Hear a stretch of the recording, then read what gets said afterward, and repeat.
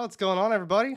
Welcome to the Friday night stream. Hope you guys all had a good week. Sorry, it took me an extra couple seconds. I'm using a new software, and I've never used this software before, so took me a little bit to get used to. But we got KO in the house, Spitzkoff Larry. What's going on, guys? Looks like we got some other people hanging out already. Hope you guys all had an awesome week. Thank you for tuning in. As always, I had a blast last time, so tonight's obviously going to be just as fun.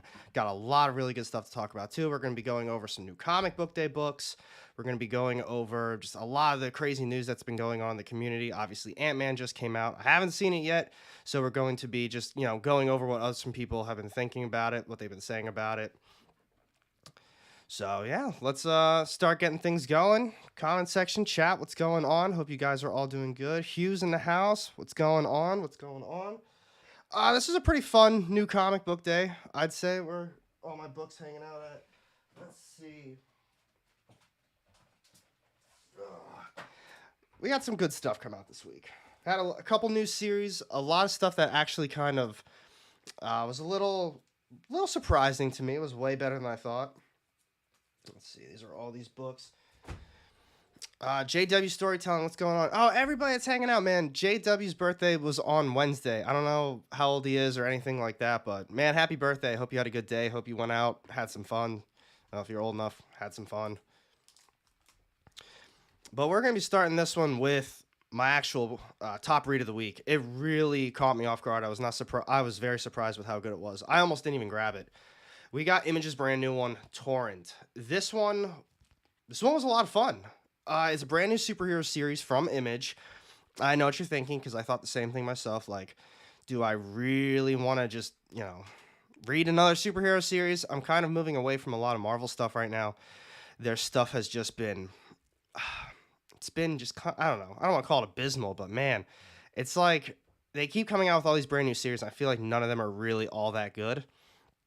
JW just turned 35, man. Congrats on that one. Spitzkoff just read the first issue of New Miles series. The art was amazing. Oh my god. Who's on that? Who's on the art? Is it Chichetto? I can't remember off the top of my head, but my goodness, the artwork is fantastic. I think the series is still really good too, though. Ryan, hey, what's going on, Ryan? I hope you're doing good tonight, buddy. So, back to Torrent, brand new superhero series from Image. The artwork's really cool. I'll show off some of the interior artwork for you guys. But like I said, it was really surprising to me. There we go, a little bit like there. Nothing too crazy. I like it though. I think it's nice. I watched Pop Culture Philosopher's video on it, and I feel as though we said basically the exact same thing, except he was left with a different impression of it. Because he was like, yeah, they did this, but it was like, another generic kind of, another generic superhero story. And I was like, man, I felt totally different. So they kind of jumped right into it with this series, and there's, a little bit of spoilers. I'm not going to get too in-depth with these. But we got our main character. Her name's Crackerjack. She's a mom, and she likes to keep her, home and superhero life separated. And what happens is in this first issue, they do a little bit of, they stop some crime here and there. But the way that they kind of introduce her family, we get a little backstory on them, we get talking with them, and we learn a little bit about them. It's like she's got a nice little home life. Something crazy happens, though, right in the first issue, and that's basically what sets her off. I don't know. I thought it was a really good first issue. So I definitely highly recommend checking that one out. Moving on to another brand new one. I don't know if any of you guys read it. Let's see. Just read first issue of New Miles. But then we've got The Last Barbarians. This was another brand new one from Image. It's the same crew that did Hellcops. So Haberlin and Van Dyke. And I think Hellcop's a really cool series. I will admit the artwork isn't exactly my style. To me, it kind of looks very... I don't want to very digital. I had Torrent my pull originally when it was announced, and then cut it because I did a purge of my pull. I don't blame you on that. At this point, I barely have a pull list. It's just one of those things. There's so many titles that are coming out, so many that just really aren't that good. Then you can just get it in trade paperback, and if you really want to read it, you can read it then. But this is what I mean by it kind of looks like super digital. That's the artwork. It's really nothing special, and the artwork itself because it's so digital, it kind of takes away from the story because some of the panels look a little reused. Like for example, like this top one, if you can't really see it all that well, but then the bottom was kind of the same thing. But with that one, it's kind of like I don't want to call it a medieval version, but it's kind of like a medieval version of Hellcop. And Hellcop dealt with demons and the whole other realm of hell and stuff like that. I think Sasquatch was in it, or like an entire like kingdom of Sasquatch. I don't know, but this one's kind of more medieval. There's a lot of stuff going on in it, and I don't know, like I said, I thought it was a pretty cool first issue.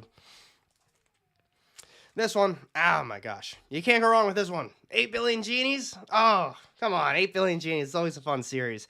The one problem I had with it, I think like issues like maybe 4 and 5, they kind of went more of a superhero direction. And I wasn't super sold on it. I was like, no, I hope we don't do that because like I just got done saying with Torrent, all the stuff with Marvel. I've been reading a lot more DC lately. I haven't been doing as much superhero stuff lately. I'm having a hard time getting into a lot of superhero stuff. Maybe it's because of all the Marvel movies, because there's just so much superhero content just saturating the market right now. I'm getting bored with it, but there's really nothing special between a lot of these books. It's like they're not really doing anything that makes their series stand out from other ones, and that's, I don't know, it's a drawback to me just a little bit. But 8 Billion Genies, it went back to kind of the original roots. They do a lot of time jumps into the future. I don't remember how it was in the beginning, but with issue number 7, it's like 8 decades, I believe it was, into the future. So every couple pages, it's like an extra 10 years go by. And I don't know, it took away from the story because there's a lot of really interesting stuff that goes on between all of those years. And I would have loved to have seen a lot more of it. 8 Billion Genies to me absolutely should have been an ongoing series, and the way that they constructed this series as it is, with 7 issues and only these 7 issues, they could have made this into a very long ongoing, in my opinion. Hell, they could have done maybe 10, 20 issues of just the first couple of issues. They could have really explored the world. They could have explored the wishes, the genies, all of that stuff. And now as we're going 10 years every couple of pages, man, there's a lot of good stuff that we missed out on. So they kind of did that crappy, but overall, 8 Billion Genies is still an absolute must-read. This one, there's not much I can say about this one that I haven't already said. What's the furthest place from here? Oh my god. This series, too. It's so good. You can't beat this one. I didn't like the way that they started it, and it was actually kind of a turnoff to me, and I almost dropped the series because of that. It was more of every couple of pages, they did a brand new chapter, and I guess you can kind of say the same with 8 Billion Genies, how every couple of pages they did another 10 years in the future. So it's kind of the same thing at that rate. But they still, my god, the characters and just the world that they're in right now, the different families, they've done a great job with it. Let's see, JW. I like 8 Billion Genies, but with the later issues, all of the old characters going away. See, that's kind of how I felt with this issue. It was like, you've got all of these characters that we were reading about in the very beginning, and we got to see them grow. They got to use their wishes, or they held on to their wishes, like whatever they did. But now it's like the characters are all getting older. Some of them are dying off, and now the kids are now very old in the series. And I'm not sure I like how they're wrapping it up. I think they really should have kept going on with it. Outside of that, I mean, we're going to be getting into some of the rougher books soon, but another one that I think deserves a little bit of praise, Invincible Iron Man. This one really caught me off guard. Like, not just issue number 3, just the series in general. I didn't read the last one that had all the Alex Ross covers. I think it was just called Iron Man. I don't remember, though. I picked all those up. Haven't read it. I pretty much only got it because of the Alex Ross covers. I mean, big fan of Alex Ross. But I don't know. There's something about this. They're doing like a mystery. Tony Stark is completely different. Like, he's losing his money in this one. He doesn't know who's stealing from him. He doesn't know who's trying to... I mean, you can tell from the cover that it's kind of like torn apart. But there's like... someone's creating these Tony Stark AIs, I guess. And he's just wreaking havoc with it. And he has no idea who's doing it because if I can recall, they're also using Stark technology. So I thought that was really cool. Art Brute, so cool. If you like Haha, if you like Ice Cream Man, you gotta check this one out as well. Art Brute's better than Haha so far. Ice Cream Man's like 35 issues deep, so obviously Art Brute with 3 issues deep can't compare to it too much. But it's the same creative team. I don't forget exactly who's all on it. Let me double check. Maxwell Prince and Martin Morazzo. That's who it was. For some reason, I wanted to say Deladera, and I know it's not Deladera because I'm looking at House of Slaughter right next to it, and it's like, I don't know why I wanted to say that, but the artwork, if you don't like Ice Cream Man, you're not going to like this one either, obviously. But overall, Art Brute's a lot of fun. House of Slaughter, this was I don't want to call it easily, but in my opinion, probably the best issue of the series so far. House of Slaughter's terrible. It honestly is just a dog shit series. It's the whole first volume with Jace. I think it was Aaron. Their little love story. I thought they focused on a love story when in reality people are buying House of Slaughter because they love something that's killing the children. And that's what they want. They want something along those lines, but instead we're getting a love story, and it wasn't good. The couple of issues with Edwin were pretty cool, but it was only, I think, 2 issues. And now the newest volume, they're back to Jace again, except it's in the future. And I was like, oh my God, not really interested in this again. But this last issue, the newest volume started with the last one. This one, it was pretty cool. They introduced a brand new character, and her name is right there. She's right on the front. Her name is Jolly, and she seems like she's got a lot of sinister stuff going on with her. So I thought that was pretty cool. So is Rom V done with Carnage now? I was enjoying this run. Funny because I hated what... Oh, no, don't tell me he's done with Carnage. I actually don't know, but when we start to get into the other stuff, I'll pull that up just to see if we can double check on that too. But then KO Art Brute was mostly a reprint. That's I didn't know that going into it. I was just casually checking out Art Brute, and I saw some people talking about it. I think it's an old Dark Horse series, and it was getting a reprint. I was like, oh wow, all right, that's unique. I didn't know that at all, but that's really cool to see like this take on it. And I've enjoyed House of Slaughter. Didn't like the first arc. Oh my God, dude, that first arc was just so bad. But half of the reason was because I didn't care about the main character in that arc since we already saw him die. I kind of felt that way too. It's like they went back to do this, like to show Jace and Aaron and their relationship grow. And I was thinking like, Aaron just died. So now it's going back in time, and now we're seeing a totally different side of Aaron. And it's almost as if it's taking away from Aaron, because if I can recall, he was kind of a badass, and then towards the end, before he died in Something That's Killing Children, he did something pretty heroic. So I was like, all right, cool. And then they brought him back, and we had a whole different side of him, and I just didn't care about any of that story. It's not what I wanted to see out of House of Slaughter. And then KO Art Brute is mostly... Oh, yeah. I think I just read that one. Trojan. You guys know my love for AWA. I'm a huge fan of AWA Upshot, but I will admit it's okay. It's a good story, I guess. They haven't done too much with it so far. I'm not really sold on how the ending was with this one. So if you haven't started Trojan, it's like all the legends are real, like the mythical creatures, they're real, and they've been cast out from society, and now they're actually looked down upon. And if you're seen, I'm not saying you're going to get killed, but there's a good shot that you're probably not going to be looked at highly. Maybe you're going to get beaten up, you're going to get thrown out of town, stuff like that. And she is like basically this. And I was like, all right, cool. So she came out as this, whatever. In the first issue, I thought the first issue was really well done because you were able to... She told her whole side of the story. She said everything that had to be said, and it got everything out in the open. She's like, this is what I want to do. I know you're the person that can do this. And they just went back and forth the whole time, and they hit us with a cliffhanger, and that's basically learning that she is also a legend. And in the second issue, it was another kind of longer issue just like that. And let it be known, this is only a 4-issue miniseries. This isn't a long one. AWA usually only does like 4, 5, or 6-issue miniseries. And we found out that she was pretty much lying about all of her motives. She just wants to get revenge on this person. And she's not also the legend that she show that she was in the very beginning is. She's kind of like a Medusa of some sort, except she flies, and I I don't know. It was just okay. Let's see. Since you work at a comic shop, couldn't you do a pull list but reserve the ones you don't like?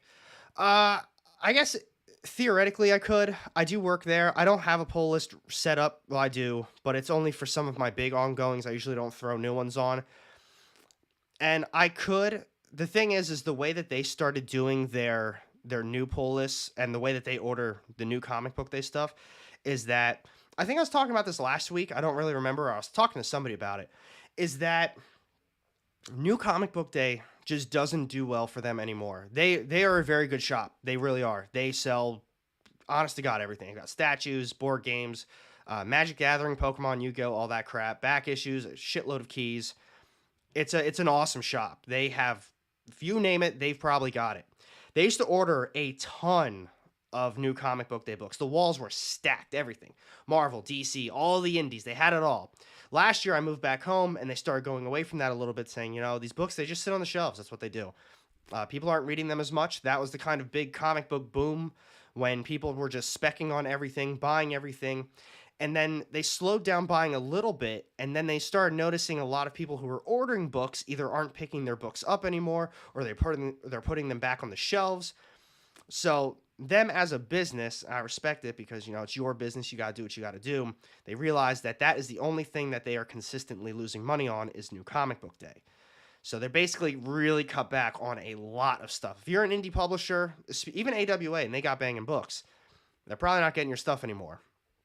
So unless I order it, I'm probably not going to have an opportunity to get it at all, which really sucks.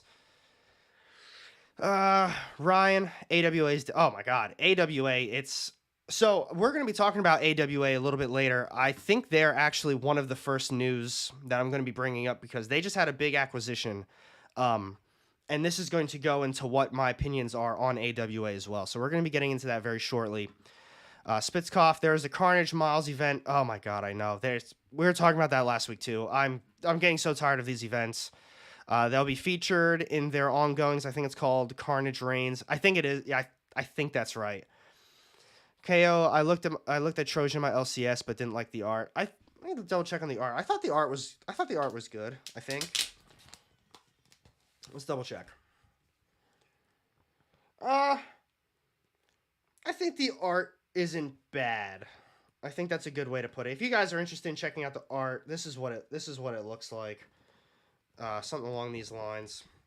I don't think it's bad. Definitely not like, not something crazy here. But it's okay. I think the whole series is just okay. Now looking on the backside here, now these are all good series. You got freaking Black Tape, Year Zero, Erratic, Sacrament. Those are all really good series that I really recommend checking out, especially Year Zero. You can read any of those volumes. Just pick it up, check it out as is. Trojan, it's okay so far. Better than New Think, I'll say that. Hulk, this one is just okay too. So there's no walk-in buyers at your LCS. There are, but it's not nearly as much, or nearly as many people, not as much quantity. I guess they both work depending on how you're looking at it, but not as many people are walking in to just buy random books. And it's probably because, I wouldn't be surprised, it's because the spec game, to me, has really died. It's not, like, comic book speculation isn't what it used to be, like, at all. It's not just people are showing up for the hot cover this week. They're not showing up for this random-ass fucking first appearance. People are just so tired of that shit. Just, there's other YouTubers out there. It's every single week, like, oh, well, not anymore, not as much, I should say. But there were YouTubers out there that was just week after week after week, just, this is the hot book this week. This is the hot book this week. And you can only imagine that they're getting tired of just getting burnt week after week saying, no, this book is garbage. Nobody cares about this book. Why did I pay $10, $12 for this book? So I think New Comic Book Day is kind of back to what it was, where people who are reading it are going in and always getting it, but it's not the average person who collects comics is going in to look for these books anymore, if you get what I'm saying. Is your shop still doing Whatnot? I do lead the app, but it would seem like a good place to unload those new comic book day books. Nah, the shop gave up on Whatnot. They don't like Whatnot. I don't like Whatnot. And they basically, they just, that's pretty much what it is. They don't like using it anymore. But Whatnot's a whole nother conversation we can get into if you want to.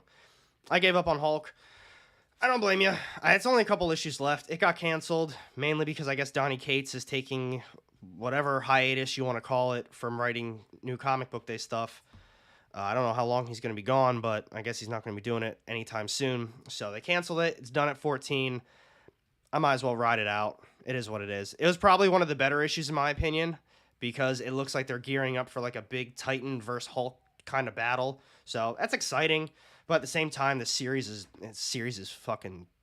pretty fucking bad. Miles will be 5 or 6 issues deep in his series and already get a crossover event. Dude, Spitzkoff, you ain't gotta tell me twice on that one. It's ridiculous. I hate going into like all these events. Like we just had Dark Web, we got the Sins of Sinister. Now we're gonna have a Carnage Miles Morales event that's all gonna tie in with all this other crap. Give us a break, you know. If you really want to do an event like constantly, maybe one per quarter, like is that unreasonable? One per quarter? I still feel like that's a lot as far as like an event. It's because they're watering down these events and they're basically meaningless. Maybe if you did it like a global event once a year or something along those lines, I mean, that would have a bigger impact on the comic books. Even at Midtown when I arrive on Wednesday mornings 10:30, they already sold it. Wow, that's crazy. Rarely collect hot covers, but I've been buying the Disney 100. I haven't been buying variant covers. I usually tend to just get what I can get at this point. Like, usually I only go for cover A, and I think I've got a couple cover Bs this week. Like, What's the Furthest Place from Here and 8 Billion Genies were both cover Bs, which sucks because those are actually my ongoings that I do order. And I still managed to get a cover B. But then let's just wrap it up with this one. Actually, SSGSS Limbo. I just recently started collecting comics and it's so overwhelming with a limited budget. FOMO's real. Any tips? Well, Limbo, what? I guess the real question is what kind of books do you like? Like, if you're going for like strictly superhero, maybe indies, are you just kind of going into it with the just anything? We're just going into it where I'm gonna read whatever I can read type of stuff. Because I can give you some tips based on that, like what your kind of style of reading is. Vanish is the only thing that Cates is still being solicited right now. And even Vanish, I haven't heard really anybody talking about Vanish anymore either. Gotta say, normally I agree with your takes, but I don't like Hulk. Oh, dude, Hulk, I'm saying it out there. Credit is due when it's earned. This was a good issue. I think Ryan Otley did a good job on this issue. I think Hulk is god-awful terrible. Oh, wait, but I don't hate Hulk. Oh, my bad. I had to reread that. That's a good thing, though. You got something for everybody. I think Ryan Otley's artwork's the best part about the Hulk series. The action's cool, but I think the storyline's just pretty rough. KO, definitely too many events. Agree. Spitzkoff, events lost all their purpose. See, that's what it is. Pretty much nothing happens in them anymore. An event to me is like this crazy thing. Like even back in the day, like just only because they're like Civil War, Secret Invasion. That's an event. That is something that people will remember, and they still remember. People still read it. It's still, even though they made a movie or they're about to make a movie or TV show out of it. That's something that will always sell for a reasonable amount of money because it was worthy. It was just a good read, good artwork, and people enjoyed it. Now, a couple of years down the line, is anybody going to remember Dark Web? No, nobody's going to care about that. Even Absolute Carnage was probably the biggest one that was going on at the time that led into King of Black, and people are going to remember that one. But the other stuff that was going on with it, hell no, people aren't going to remember that. Yo, it's Mo. Anyone reading Nightclub? I read the first issue. I really, really liked it. I missed out on the second issue. My shop did have the third one, but because I couldn't get the second one, or is it coming out next week? Either way, my shop didn't have one of them and I didn't get it. But I liked the first issue, and for only a couple bucks, like how could you turn that down? Ryan Otley. Ryan Otley's artwork is very fun. I'll say that much. Dark Web's a modern classic. No. No, I know you're messing around though. I think KO, I'm pretty sure Hulk is going to 14. Actually, it is. That's that's funny. We mentioned it. That is the first one that I have right now that I'm going to be talking about as far as news goes. Eve, I'm not even getting into it. Eve was garbage. The second volume was extremely stupid. I thought the first volume was so good. I thoroughly enjoyed it. I was so excited for a second volume, and it was just let down. Let down, to say the least. All right, let's get into some of these. My 2 cents, dude. What's going on, man? I hope you're doing well. I'm excited for the Dawn of DC stuff. I'm gonna be picking up Superman. I'm pretty excited for it too. I think Dawn of DC, like their new 52 rebirth shit like that. I think it's gonna be a really good just kind of jump on for everybody, and I'm pumped. All right, let's check this out. Hold on one quick second. Let me go back to that. Actually, shit. All right. Let's get the window capture. There we go. All right. So like I said, that was actually the first news I was going to be talking about. Let's make that bigger so you guys can see it too. All right. So, first thing, actually, do you have any plans on writing a comic yourself? If I could, I would. But to me, I don't have what I believe is a creative bone in my body. Like, none at all. It sucks. It is what it is. But I would like to maybe go in with someone. If I was to ever write a comic, just this is me speaking just how I am as a person, I would have to go in with someone because I'm just not creative on that. But I would critique ideas and be like, well, what if they did this instead? Or what if this happened? That would kind of be my role. But I wouldn't be able to do it myself. Just absolutely not. Yeah, John Kent is my Superman ever since Super Sun stuff. Mr. Negative, DC just announced a new 6-issue series called Vigil by Rom V. Hopefully I'll check that out. Saw the reviews, Torrent. It was that good. I personally really liked it, D-Mets. I thought Torrent was extremely good. We were talking about it before. I have it right here still. We don't need to keep getting into the new comic book day stuff, but just so you can see what the artwork looks like, so you can kind of take a little guess yourself. This is what the artwork looks like. Just so you know. Not bad. Nothing too crazy.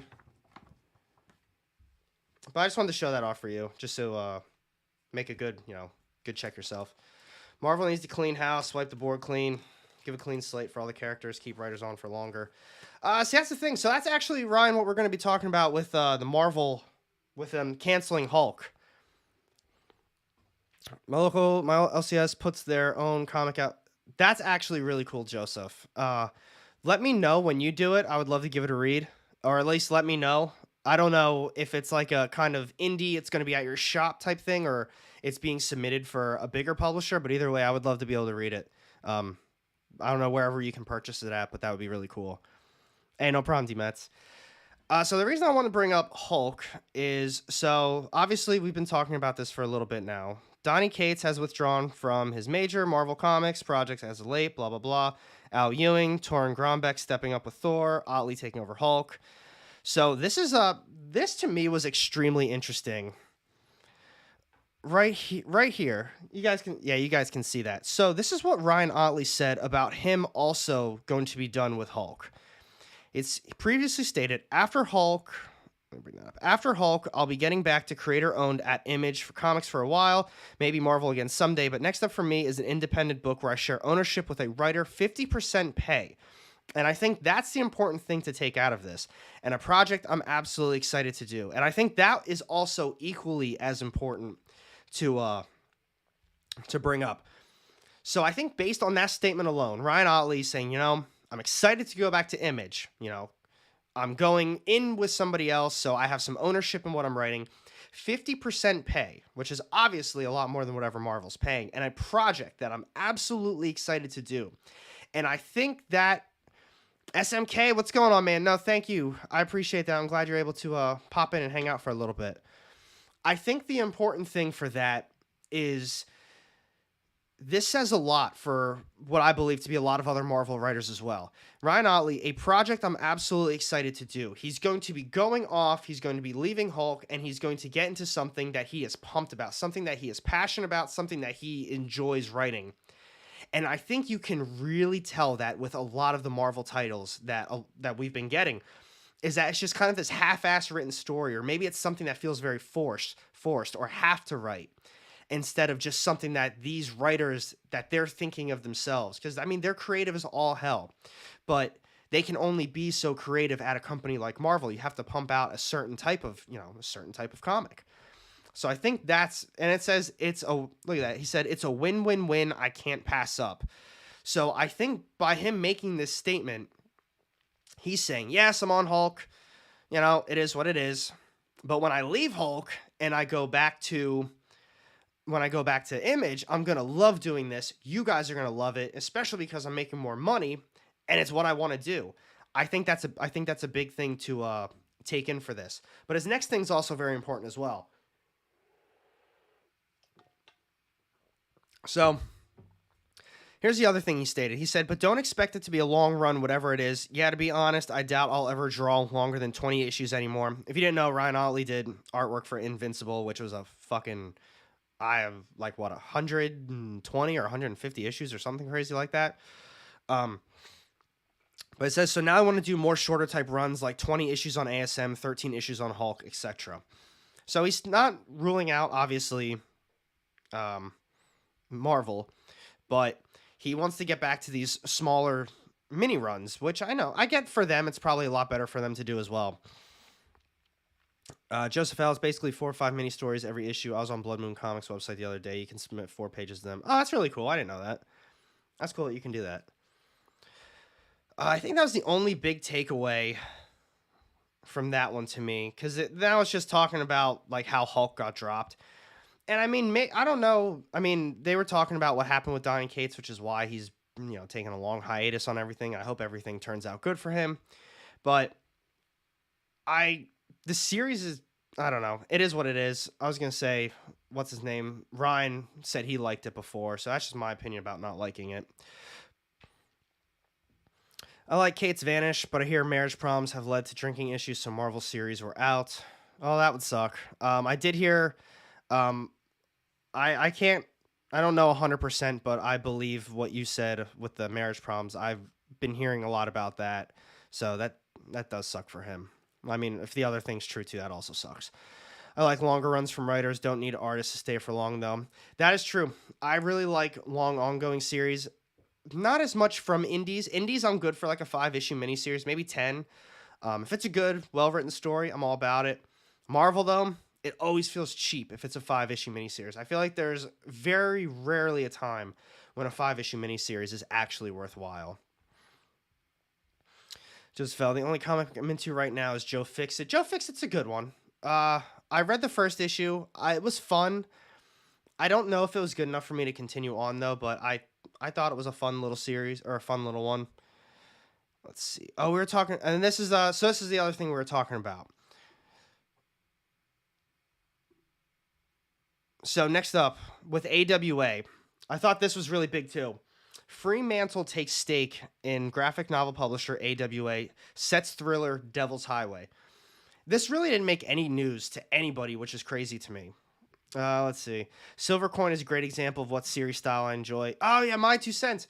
Stuff like Silver Coin. I mean, hell, even if we're going at that rate, something along the lines of, what's it called? Ice Cream Man. I mean, Ice Cream Man's written by the same person, writer-artist is the same throughout the entire series.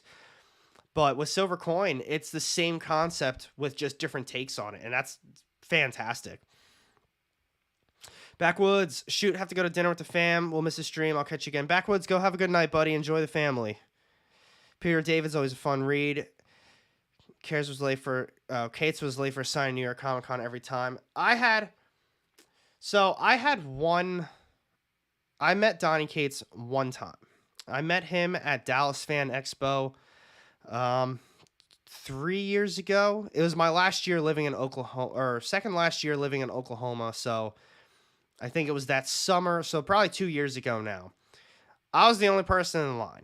I was like, oh, Like, shit, Donny Cates, man, what's going on, dude? I got a Venom book here for you to sign. I think it was like Venom 1. I also had Baby Teeth.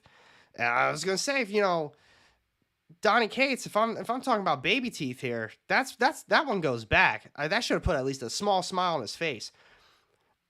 I mean, he could have been having a bad day. This dude was miserable. This dude was so miserable when I met this guy. And that's probably why I always say, like, oh yeah, Donny Cates series, really not always for me. I wouldn't be surprised if it was because I had a absolutely atrocious time meeting him. And what happened is he was signing the stuff. I'm trying to have a conversation with him. Like I said, there's nobody in line with him.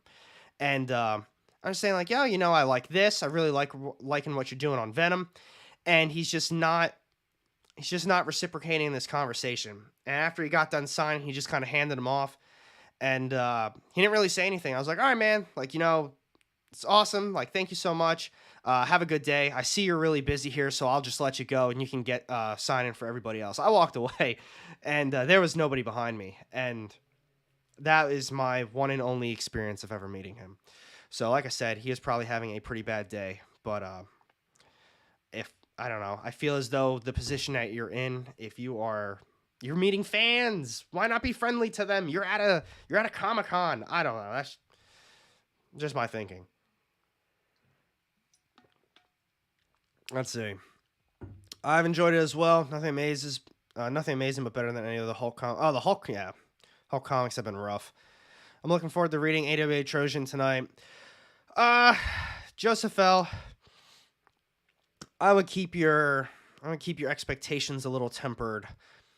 Was he charging at the con? Even one autograph cost $5 at New York. Oh my gosh, I don't remember. For some reason, I don't think he was charging. I don't think he was charging anything, but I don't remember off the top of my head. If you're at a con, you better put a smile on your face. See, that's what I thought. I mean, I felt bummed. And I was very truthful. I said, we just did a live stream the night before, and we were talking about your Venom series, and we were all talking about, even the comment section, we were all having a great time talking about it. Like, it was a very fun read at the time. And dude just was not having it. And that's why I said, he's probably having a bad day, and that's what I chalk it up to as. And that's why I always say, it's not that he's probably a bad dude or just like this pissy person, but he probably was having a bad day. And that's what I would like to... That's what I tend to stay with. That's my story I stick with, is that he was just having a bad day. Walked by in a booth last year at New York Comic Con. He was filled with smiles, yeah. See, that's the thing, too. And I've heard people have met him, and they've had a fantastic time. So that's why I just think it was just, sometimes that shit happens. Not everybody's always going to be happy. I mostly enjoy... Oh, there we go, SS. I mostly enjoy superhero stuff. There are a lot of new comics I fear might become expensive. Like Jason Aaron's Thor run. It does. So... Here's my thing, and this is a rough rabbit hole to start going into, buddy. But if you're looking into, only because you mentioned Jason Aaron's Thor run, which is a little old, I guess, at this point. Omnis. Get into some Omnis, man. If you like superhero stuff, all the stories, all the years, and even, you mentioned Thor. I don't know where Thor is, but, there. This is specifically what you were just talking about. Jason Aaron Thor. It covers God of Thunder 1 through 25, which is the entire series. Thor from 2014 1 through 8, annual Thors 1 through 4, and then Mighty Thor from 2015 1 through 12. So there's a lot of stuff, all Jason Aaron stuff in here. There's obviously going to be a second volume coming out at some point. But I would really recommend going this way, my opinion. But strictly, if you're talking about New Comic Book Day, I would just wait for your favorite character. Grab that character series. Like, for example, Thor, the Donny Cates run. Grab that. There's like some other random Thor shits that pop up here and there. I wouldn't get into that just yet because it's still ongoing. Maybe wait it out. But then the other ones that they did, like Mighty Thors, I think that was with Jane Foster. I heard that's not that good either. Yeah. Ryan, seriously, Omnibus Absolutes are the best format. Absolutes from DC are fucking nice. I finished reading tonight so I can watch a review video. You're on the ball, man. Oh, man, I appreciate that. I appreciate the support. It is an addiction. No Quantumania talk. I actually haven't seen it yet. I was hoping I could see it for the stream, but at the same time, it just came out, well, I guess technically yesterday, but no matter what, it's still pretty early. I'd say next Friday's stream, we can have like a real talk about it because it's officially out. I do have reviews up, so we're going to talk about what people have thought about it so far. I already, whatever I bring up, I already panned through. So there's no real spoilers because I don't want to ruin it for anybody. If I get it ruined for myself, it is what it is, but I don't want to ruin something for somebody else. So whatever I bring up that has to deal with Quantumania, I already looked at it, and there's nothing will get spoiled. But we'll go over what people have been talking about it, what some of the other critics have said about it. And I've talked to a lot of people too who have seen it, and they filled me in. I haven't heard good things, unfortunately. Yeah, I haven't either, which really sucks. But now, as far as this one goes, I see we got so sidetracked with so much stuff. Fremantle takes stake in AWA, sets thriller Devil's Highway. So you've probably, hey Ryan, you have a good night, buddy. Stay safe. I've talked about this one a lot. The way that I view AWA is it really like seriously reminds me of just everything that they come out with can be either a TV or a movie series. And someone confirmed that that's like their point is they make these books and they would like to sell them off to some company to do this type of stuff. So Fremantle is going to be going in. So it says right here is deepened a relationship with AWA by making a minority investment into the company. Fremantle struck a strategic development deal with AWA Studios, the film and television division of AWA last year. So now, blah, blah, blah, they're going a little bit deeper into this year. And it says the two companies have revealed that the first project of the joint development is Devil's Highway, a thriller. And I know you guys have heard me talk about this one. I said Devil's Highway is 100% going to be either a TV show or a movie at some point. It's only a matter of time. I feel like nobody is talking about this. Maybe it's because spec has kind of died off. Maybe people just don't care. Maybe it's because it's speculation. Who the hell knows? But Devil's Highway is going to be a TV show. Chariot got picked up by, I think, Warner Brothers. And it's only a matter of time before more stuff from AWA gets pumped into either movie or TV show.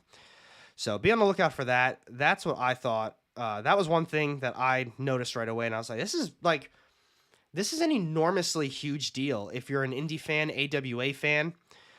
Because now not only have they been making stuff for television movies, but now they're paired up with somebody who strategically does this type of stuff. So it's almost as if not everything they come out with, but they've got a big opportunity for it to just get moved over to the TV side of things. So that's exciting. For Quantumania, it seems the critics don't like and people think it's okay. That is probably the best way to sum it up. Just got Omni Volume 1 of Spencer's. Oh my goodness. Let me take a sip for this one. My thoughts on Nick Spencer's Spider-Man run. It's god-awful. It is god-awful on every level. I hated it. I hated that series. It's like, I don't know if you started it yet. I don't think there's one thing that I liked about that series. Every time I told myself I'm going to like it, like I want to force myself to like it, I couldn't do it. It's not good in my opinion. Let's see. I thought this one was really cool too.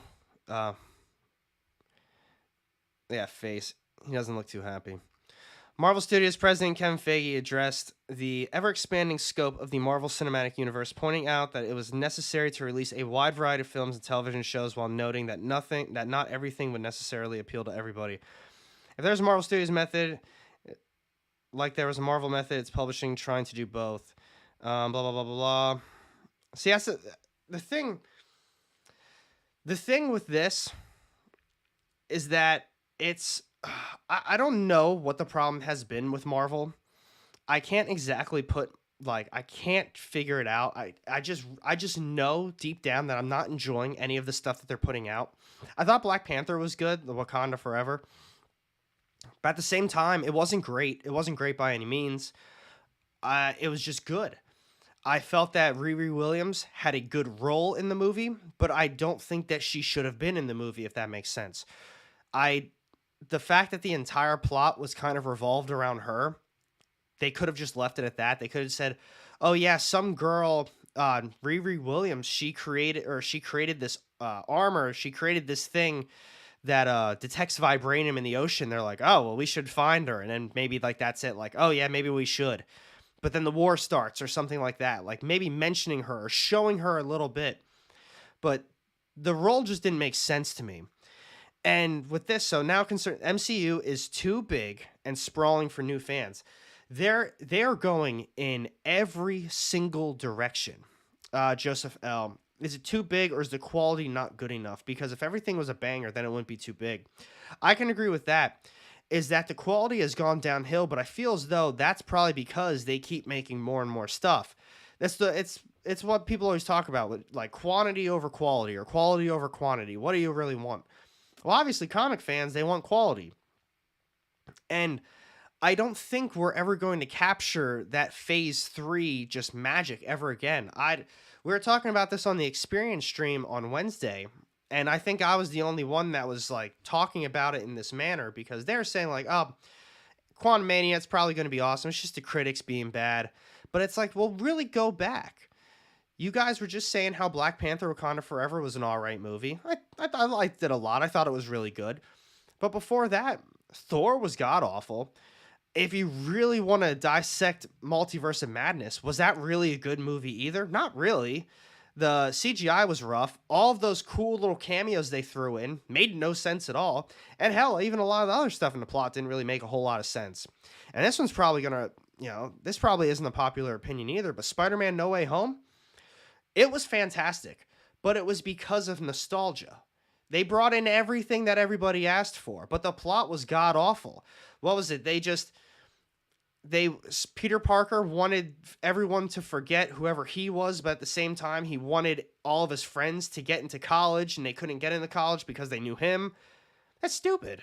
But the action was great. The acting was fantastic. So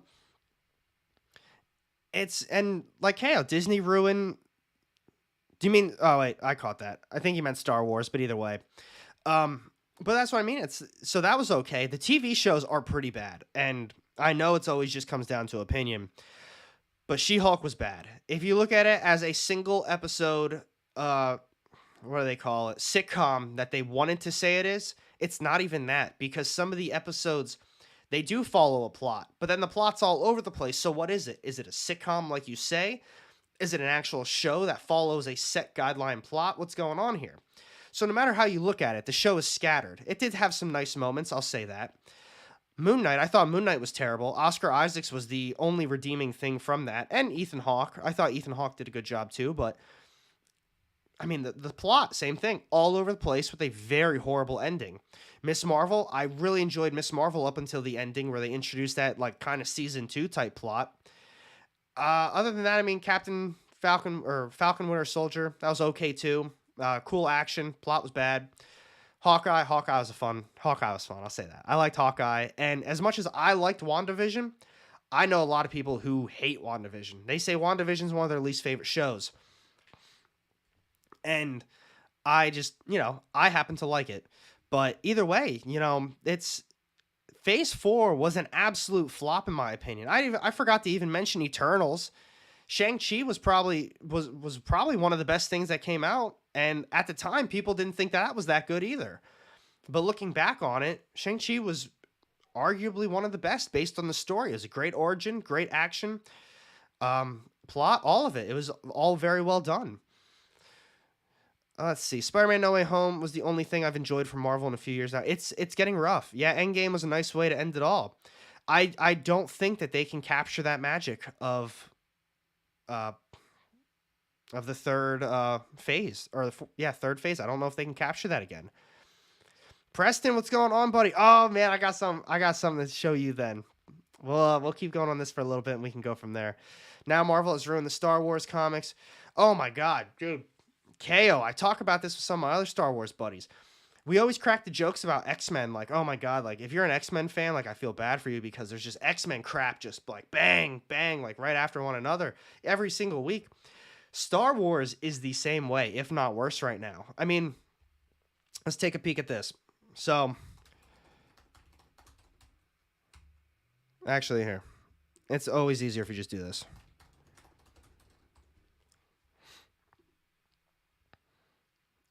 So, let's just see, for example.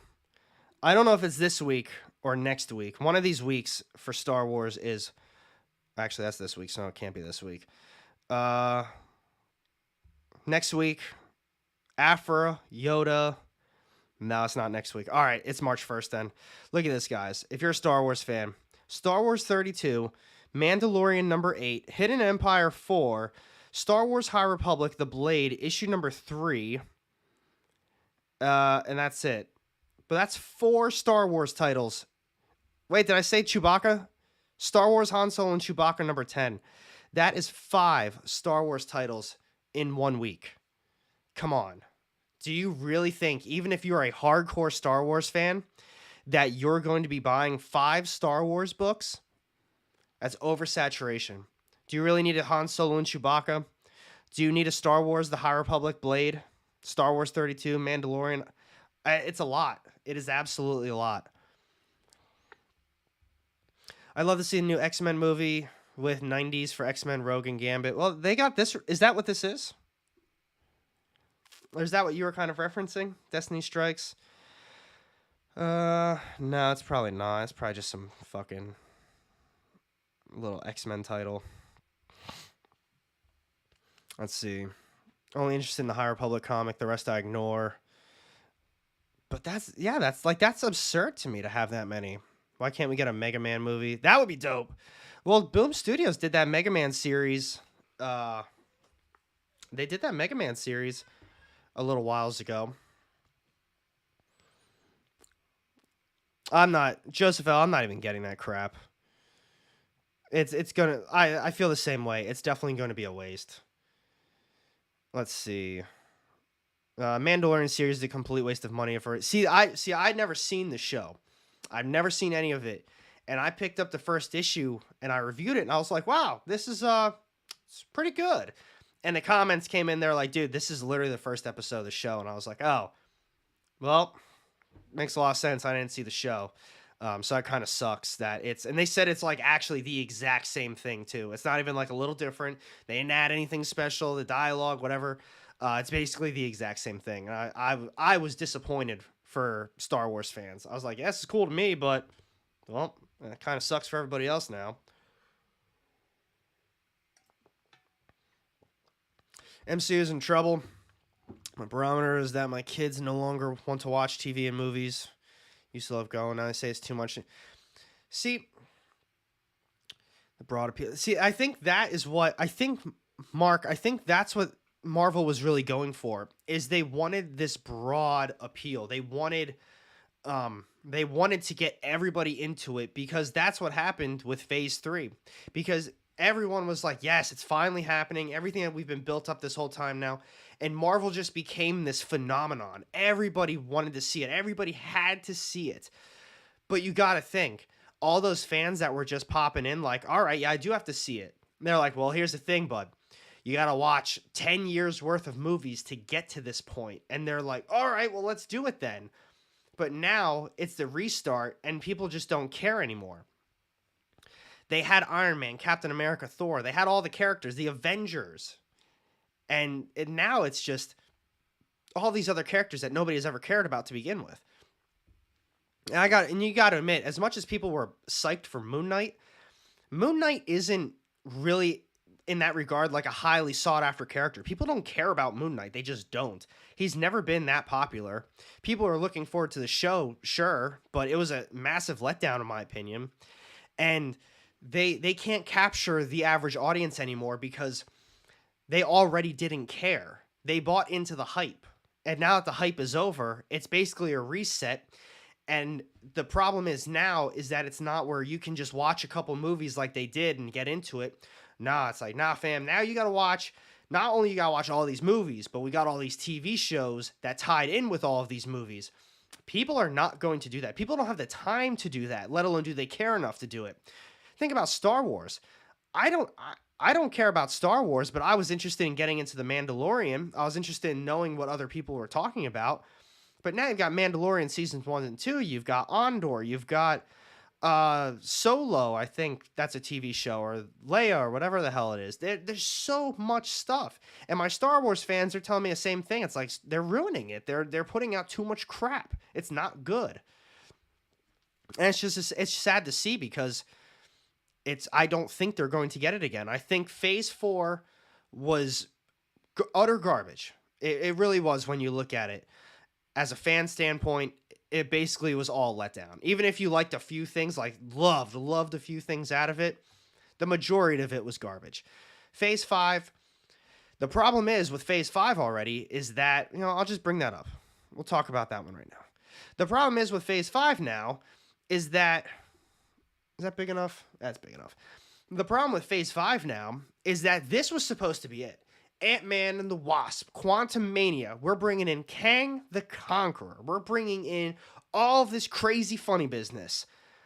And I heard they just didn't do it. A lot of my friends walked out of the movie and was like, dude, why? Like, what is going on with this crap? Like, they didn't hit that.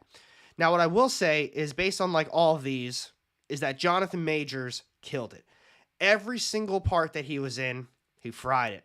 But I think the biggest thing, one of my friends who's not a big Marvel superhero person, but he does really like watching this stuff, he told me, he was like, I watched the movie. I was really excited for it. He said he didn't even watch a trailer. He went into this just excited.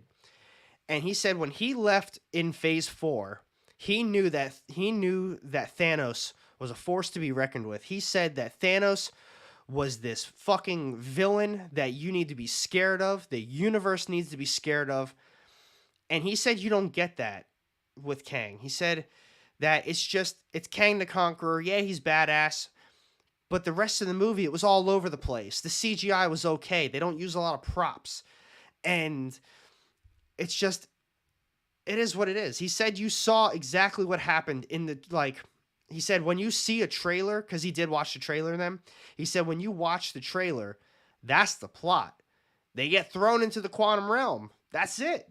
You got to find them now. And it's like, that's absurd to me that they didn't just make Kang into this absurdly big old badass. The problem was the MCU wasn't ready to promote the new Fox properties, but Disney needed content for streaming. I believe that too. I prefer watching YouTube reviews crapping on these shows' movies to the actual show. Watched a 3-hour video of a guy criticizing Avatar 2 and was like, okay, now I don't need to see it. I do want to see Avatar, though. I heard it was really good. Well, we also saw Loki defeat Kang in his show. See, I didn't hit on Loki. Loki was probably the best show that came out of... Loki may have also been the best thing that came out of Phase 4. I was really impressed with that show. But seriously, I expected total chaos in this movie. I expected everything to be so good. But like Rotten Tomatoes at the time, so this is 3 days ago now, obviously, so things are changed. Let's see what it's at now. Let's see. Quantumania. Spelled it wrong. Let's just do that. Let's see. It is sitting at a whopping 48% on Rotten Tomatoes. And I know, before you jump at me, Rotten Tomatoes is Rotten Tomatoes. I totally get it. But it's the fact that it's sitting at 48%. Google users, this is what always gives me hope. 85% liked it. But at that same rate, for a movie that's supposed to be on this scale, I don't think 85% is a good number to really be looking at. I feel like a movie like this needs to be much higher. That is true too, real deal. And I think one of the biggest takeaways from this is that they all are saying Kang the Conqueror, like Jonathan Majors, was the best part of the movie. He is just, everything he did on screen was awesome. So while the movie may not have been good, and they may have screwed a lot of things up in the movie, as long as he's good, and as long as his character is good, I think that's the best way to look at it. That, going forward, We have at least these expectations now for him. Hopefully they get the movie right, though. So that's where I'm at with that in that regard. I haven't watched an MCU movie in the cinema since No Way Home. Spitzkoff, I'm actually kind of with you on that. Like I said, I was planning on going to see the movie so I could talk about it a little bit more in the stream. But that's pretty much it. Nobody was really saying it was that good. Everyone kept saying, just wait for it, just wait for it. And I think I'm going to end up doing that. Maybe I'll go next week at some time. Maybe during the week, like a random ass afternoon or something like that. But I have a hard time wanting to spend money on a movie that I just know probably won't be that good. Let's see. I really like The Last of Us show. Also want to try out The Boys. Oh, dude, The Last of Us is so good.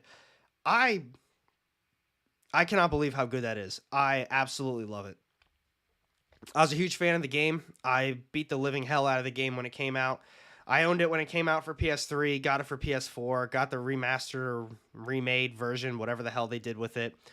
I played the online to the living hell. I just loved it. It was one of my favorite games I've ever played. And the show, I think they're doing it justice. I think whatever his name is, whoever's playing the characters, Bella Ramsey and his name Pedro Pascal, whatever his name is, they are just they're doing really good. Scripts are great, action's great, clickers, fucking infected. If you haven't seen The Last of Us, you gotta jump on it. What else we got? Oh, and this one, more. Oh, did you guys see this? Did you guys hear about this? This was crazy to me. My 2 cents, never played the game, dude. You've got to jump on it. I can't recommend it enough. And I think the cool thing is, if you've seen the show, they're doing a lot of justice to the game. Like, there are some, like, one-to-one scenes in the show that is spot on for cutscenes in the game. And I was like, no way did they just do that. There's a few moments in the show where my mouth was open, like, wow, like, this is so cool right now. So I really hope you get an opportunity to check that out. Oh, just fell. I'm hearing good things about The Last of Us. I had zero hope for it. I really did. I went into it with very little expectations. My 2 cents, Pedro Pascal. All right, cool. Matinees are it. I don't know. I think I spent like 12. I think when I saw Black Panther on an afternoon, I still feel like it was like $12 though. No, I went to see Dolby Cinema. That'll change things up. But did you guys hear about this too? Jonathan Majors walked out of his first meeting, and we don't have to talk about it for too long, but I thought it was funny. Like he literally was Kang the Conqueror, and I guess he had a big meeting set up, and he just kind of like left. Like that was it. They kept him sitting there for I guess like an hour and a half or 2 hours or something. Let's see if it says in there. Let's see. The blah blah blah. Hope this doesn't bite me in the ass, but I walked out of my Marvel General meeting. It was a long time ago. I just got out of drama school, running around town, blah, blah, blah. Yeah, it doesn't really say how long he was in there, but I guess he was sitting there for a while, and he just said, screw it, I'm leaving. So I thought that was funny. This one's going to be exciting, too. Let's see.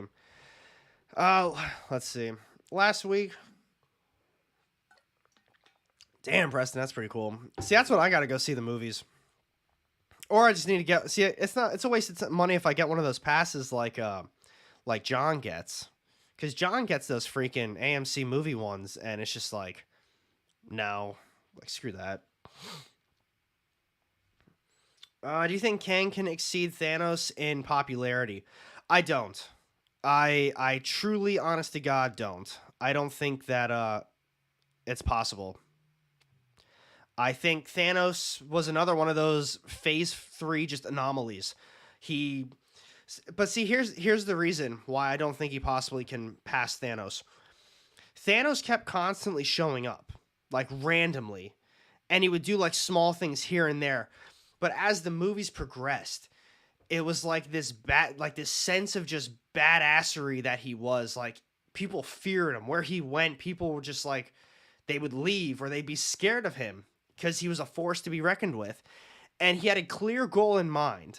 And everybody made that known. It's just like Thanos, he got this gauntlet, he needs the gems, and he wants to take over the universe. He wants to do this, and this is why he's like going out and he needs this. And some of the movies were like, yes, Thanos is going to be on his way here. We're going to be, he doesn't even need to be in the movie. It's just that they're nervous that he's going to be going there first and he's going to get the next gem. And like my 2 cents just said, Kang was not built up enough. Kang was not built up at all in that sense. Kang is realistically nobody. When did we see him? We saw him in Loki. And is that it? Kang the Conqueror got introduced in Loki and we haven't seen him since. He didn't pop up in, I don't think, a single after credit or a single thing to begin with. There is realistically nothing that led to this. It's just like we've got this movie that everyone's hyped up for, but nobody knows who Kang is. Kang doesn't have this anything. Yeah, the badass. I couldn't think of anything. But you know what I mean? It's like you said, yeah, most people have no idea who Kang is. Most people have no idea who he is, what his powers are, what his purpose is. Nobody knows a single thing about him. But when Thanos came on the screen, everyone was scared shitless of him. But the first time we got to see Kang, it was obviously a different variant. And he's like, I'm a lot nicer than my other variants. And that was kind of it. It's like, all right, well, who's the other variants? Well, now we're getting an Ant-Man Quantumania. So there's nothing to it. Once a year in timelines, I guess. That's what the problem is that there's nothing that led to this moment. There's nothing that made people want to see this movie compared to, like, say, Endgame or Infinity Wars, because that was the moment that everybody has been waiting for. The Avengers are finally meeting Thanos after years of watching these movies, them collecting these different Infinity Gems, and just setting their plot. It's like it all came down to this. Now it's like, yeah, we're kicking off Phase 5 with Quantumania. Kang is here. And I'm sure the average fans watching, who the fuck is Kang? What's this guy got to do with anything? Has he been in the quantum realm this entire time? And I guess if we're also like looking at it from the outside looking in, if Kang has been in the quantum realm this entire time, like, are we releasing him? Has he been here the whole time just doing whatever he wants to do and he's decided to make himself known? I guess even as a fan, it's a little confusing as to what Kang's motives are at this moment without seeing this newest movie. And you just don't know what he's going to be doing. John Spilios, what's going on, bro? Dude, you never have to apologize, man. It's always good just pop in, say what's up. I hope, what Preston said, I hope everything's going well for you. I hope everything's okay with you too, buddy.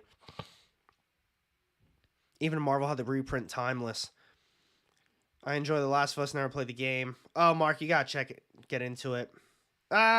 Game of Thrones. Game of Thrones is still a sour subject to me. The hype for Infinity War and Endgame was insane. I miss those days. See, that's the thing. And oh yeah, that's the thing with it, is that we were all waiting for this. We were all prepped for it. We were all excited for it. And in the beginning, I guess it was kind of the same thing. Like, all right, so we know what Thanos wants to do, but like, all right, what's going on? Like, what's Thanos going to be doing next? And Kang he's just existing. He's in the quantum realm. And that's like what I'm going into this movie thinking. By them going into the quantum realm, did we disturb him? Is he going to just like now want to take over everything because we pissed him off or something? But he made that comment, I think, in the trailer that was like, oh, Ant-Man, I've killed you before. So now it's, Joseph L., thank you for the donation, bro. Only interested in Kang if he goes full human and fights a mammoth with a spear. You know what? I will say, though, Timeless was a very fun read. I'd like to talk a lot of shit on Marvel stuff, but Timeless was very fun. I liked last year's, 2 years ago, and I like the one that came out at the end of 2022 as well. I think they tend to be good series. I'm excited to see what they do with it. But that's just what it is. To me right now, how Kang the Conqueror is, he's no different than any other villain that's currently in the MCU. It's like, I guess pure example, you're watching Doctor Strange or you're watching Thor. Like Thor, you got Gore the God Butcher. Super badass, super cool. Movie's pretty fucking god awful. But then all of a sudden, it's, Gore's whatever happens to him in that movie.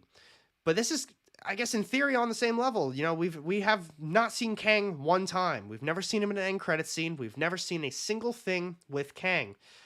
And now all of a sudden he's got his own movie and he's supposed to be this big baddie. And is he though?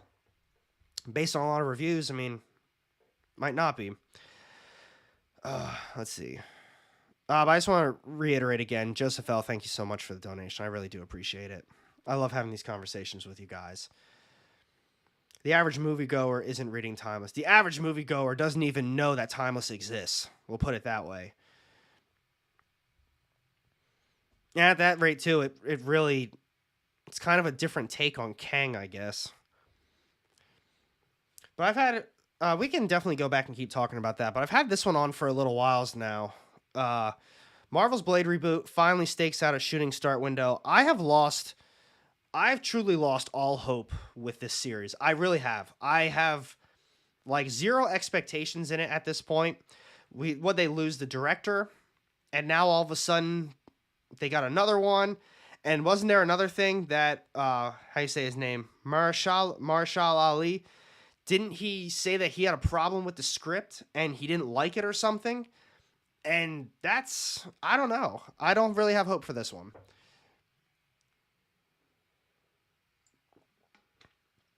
Only because we're on the topic of comics super quick. Preston, I got these right here for you. I just want to tell you and everyone that was in the chat last week, I ended up getting Superman Red Son, and I got Kingdom Come. I did end up getting both of them in trade paperback form. I'm really excited to start reading them. But these were the ones that you guys recommended, and the other one was All-Star Superman, but I didn't read that. I didn't get that one. I ended up getting these two. The average moviegoer isn't reading Timeless. Yeah, I doubt the average moviegoer is even reading comics. That's the big one to talk about. I highly doubt they are reading comics. I pray they don't F up Fantastic Four. See, that's the crazy thing, is I was really looking forward to Quantumania. I'm still really looking forward to it. But based on a lot of what other people are saying, it's obviously, well, we'll see how it goes. We'll see if they screw up Fantastic Four. We'll see how things go with the MCU, but I've been very back and forth on a lot now. At least Second Street, I agree with that. At least somebody is saying that they're not happy with it. I wonder if I can find that super quick, though. I don't even know how the hell to spell this man's name. Where's he at? I'm going to have to copy and paste this one. I don't want to screw it up.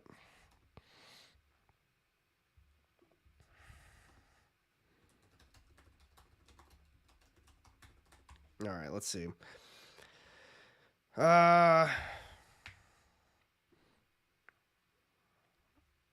Let's see. Well, this was from September. I remember we were all talking about this one. Blade movie script not looking good. Director has exited. Maybe that's who didn't like it. This year's San Diego Comic-Con, blah, blah, blah, blah, blah. Let's see. Film is due to release November 3rd, 2023. Wow, this was really due to release on that date, and they haven't even started filming. Jesus. Announced back in 2018. Imagine announcing this in 2018, and then you didn't even start anything.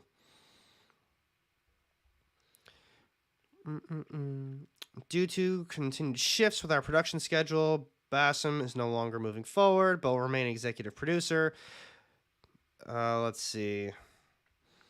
Maybe this was it. The Onkler journalist Jeff Snyder took to Twitter. I'm told that the current Blade script is roughly 90 pages and features exactly 2 lackluster action sequences. Marshall is said to be very frustrated with the process. Feige said to be spread too thin. So that's what it was. It's not that he didn't like the script, but that he's frustrated with the process. That is... I'll put that up a little bit for you guys to read too. That is rough to say the least. We'll see how it goes. Good job. Have you read any of the Batman White Knight stuff, Mr. Negative? I read it a little while ago. The original one, and by a while ago, it was quite some time. Second Street, I agree with that as well. I just assume, I mean, they're getting paid fucking tons of money. Like, they're just going to do whatever they want. Like, oh yeah, you got a script for me? Sweet. Don't matter. I'm getting paid millions. Yeah, some DC books. Well, that's the thing, John. I've never had. It's not that it's not that I hate DC. I don't hate DC by any means. I already have a ton of Marvel stuff that I've been reading, and I like those Marvel characters. And I'm not huge into the superhero stuff to begin with. That's why I like indies. I tend to stay away from like overload of superhero stuff. But DC's events are just top notch.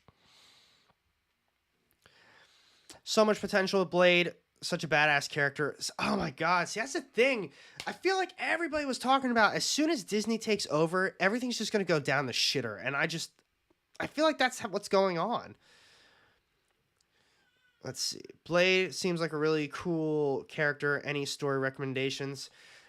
I'm going to be honest. I don't. The Tomb of Dracula stuff with Blade is good. I don't know, like, off the top of my head, I don't think there's like a lot of Blade stuff. I know Blade has his own series, I think, for a little bit. Let's see what this comes up. Let's see what this does for us. Yeah, so we got stuff like that. Some of these little series here and there. But I think Blade plays, in my opinion, from what I've seen, I think Blade plays a lot of bigger roles in, like, other series, if you know what I mean. Like this. This is the one I was thinking of off the top of my head, Blade the Vampire Hunter. But then yeah, stuff like that. Blade 1 through 5. That was actually really good. This Blade series was good. I would check that out.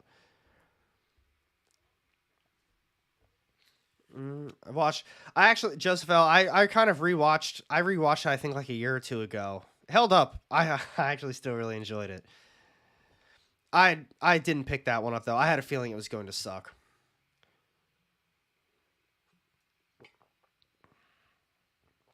Let's see. Yeah, I didn't want to pick it up. I think a lot of people were hyping it up a little while ago because that was that one the first appearance of Blade's daughter? I'll talk about that one too soon. Blade's daughter. I don't know what the hell her name was. But I think it was that. Yeah, Bloodline. Was this the one that just came out? I don't remember at this point. No, I think this is the one that just came out. Yeah. So this is like her first appearance too. And yeah, people just didn't care about it. I had so much other cool stuff to talk about. I'll go back to Blade for now. Let's see. KO, there's not a Blade Omni. Well, you should. Oh, it's so expensive though. Wait, hold on. John, are you talking to KO about a Blade Omni? I don't think there is a Blade Omni to my knowledge, but I don't know. Oh, all right, you're referring to that. KO, to my knowledge, I don't think there's a Blade Omni. What I would do is just get a Tomb of Dracula omnibus. That would be your best bet, in my opinion. And I know that's going to be expensive. Nobody wants Blade's daughter. See, that's the thing. It's like Second Street. Nobody wants Blade's daughter. People want Blade. Give us a goddamn just Blade series. What's so hard about that, you know? Nobody wants that crap. I just don't understand why they'll be doing it. Okay, I'll be leaving at 6:30, be back at 7. I'm probably going to be wrapping it up around like 6:50, 7 o'clock, just like last time. But if you're heading out, buddy, you, leave it at 6:30. Just let me know when you're heading out. Did I read Mosley from Boom? I did not read Mosley, which is really funny. I commented on somebody's post. I was like, man, I heard Mosley was so good. It's a shame. Like, I didn't have an opportunity to get it from my LCS. I woke up this morning to Rob Glory following me on Instagram, and he sent me a message that was like, "Oh, if you need the book, let me know. I'll see what I can do about getting it for you." I was like, "Oh, dude, like that's so cool." So that was really exciting. That was a cool thing I woke up to. Blade Omni coming. If anybody knows there's a Blade Omni coming, it's going to be Omar from Near Mint Condition. That dude, Blade of the Immortal, yeah, Blade. All right, KO, you have a good night, buddy. You stay safe. Yeah, if there is an Omni coming for Blade, I'd reach out to freaking Omar from Near Mint. If you guys don't watch Near Mint Condition, he's got really good shit. The dude knows so much stuff. He's got like all the updates to everything. Alec, I want to compliment you. I've been a sub for a while, but this is my first live chatting. Oh, dude, you're so nice. Thank you so much, Mark. I really do appreciate the support. I'm telling you, man, I love hanging out with you guys and talking about this stuff. I had to cancel on Tuesday. That was Valentine's Day. I got COVID last week. It's funny, when I was talking about on last Friday's stream, I was making some comments like, yeah, I got back for a run. I was like, I feel a little like whatever. And I felt like shit that night. It turns out I got COVID. So there's jokes on me. So I'm still getting over that a little bit. Tuesday I was a little off, but Valentine's Day, I thought, we'll just have a good conversation on Friday. My 2 cents, brother. Have a good night, man. You stay safe. Thank you for popping in, bud. Thanks, Street. I'm sure Blake can have a daughter and she can be in the books and even work well, but unless she's a draw, dude, you hit the nail right on the head. There's no reason to have something specifically set on her when we don't have anything really set on him at this point. They haven't made like a Blade series in a hot minute now, and I know that's who people are interested in. But is there any other update on this one? Let's see. It's going well down in Atlanta right now. Cameras roll in like in the next 10 weeks. What the? Hold on. What did it say in the beginning? Finally stakes out a shooting start window for Blade. You guys see what that said? It's going well, Feige said. Our director, Jan, is down in Atlanta right now. Cameras roll in like the next 10 weeks or so. So, Insider reports previously claimed that Blade wouldn't begin shooting until July, but Feige's start date, 10 weeks, means it will begin shooting in the spring. Holy crap. They really thought this movie was coming out at, They really thought this crap was coming out in freaking November. Jesus. Uncanny Omar. Dude, he seems like such a nice guy. He seems like another person in the community that just really loves books and loves talking with the community. And I think that's really cool because there's people in the community that you watch their stuff and you see them and you know that they're not really, in it for the community. Like they don't do it because they love doing this type of stuff. They love the money with it. But no, this shit's too much fun. I love talking comics with you guys. This is what I believe you were in reference to. It'll probably be somewhere in there as well. But speaking of the Marvels, I heard it's Joseph L. Yeah, Blade's got a PG-13. Feige confirmed that Deadpool 3 is still going to be the only rated R Marvel film, which is, in my opinion, ridiculous. I don't understand.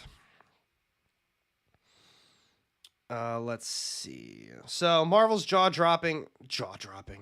First poster debuts Monica Rambeau's new costume. They didn't even put the fucking... It's ridiculous. All right. Let's get it up.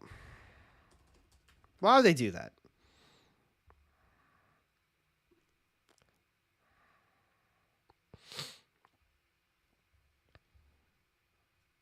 I saw the poster. Like, I saw the picture. Really? Could have sworn I had it up. I don't think it's anything special, in my opinion, but at least we can talk about it. It did apparently get delayed. Good news, bad news, good news. That's what it says. Originally scheduled to come out July 28th, has been moved to November 10th. this is a movie that if they canceled it, I don't think anyone would really care. And that's coming from me, and I've said it a million times. I really enjoyed Miss Marvel, the TV show. I think, what was her name? I saw it here. Vellani. I think she did a great job on a character that I really like reading about. But I couldn't care less if this movie ever came into existence. I'm oddly intrigued by what the Marvels could be. I don't know. I feel like I don't have a single care about this one. I don't think it's going to be. Oh, there it is.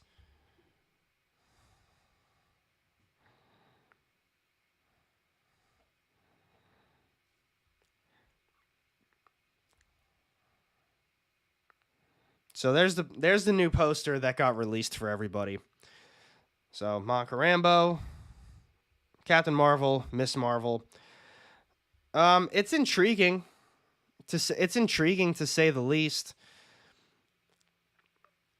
Right? How are you going to talk about a new costume? That's what I thought. I just freaking opened it. It's yeah. They had it down there at least. But I feel as though that they should have had it, but whatever. So we'll keep it on this one. So that's what it looks like. November 10th is the new date. I don't know. What do you guys think? We just got Second Street. I don't have high hopes. How are you? Yeah. Brie Larson is the worst, honestly. She's not very. See, that's what I thought. I watched when I watched Captain Marvel movie, I kept thinking the script's not that good, but she's probably the worst part of this movie. She's just like so bleh every time like she's on screen. There's just no emotion. There's no like anything for this girl. It's like, do you want to be here? Like, you're getting paid all this money to be a superhero. If you don't want to be the superhero, just go do something else, because I'm sure everybody watching this movie right now is thinking the same thing. Like, they don't want you doing this superhero no more.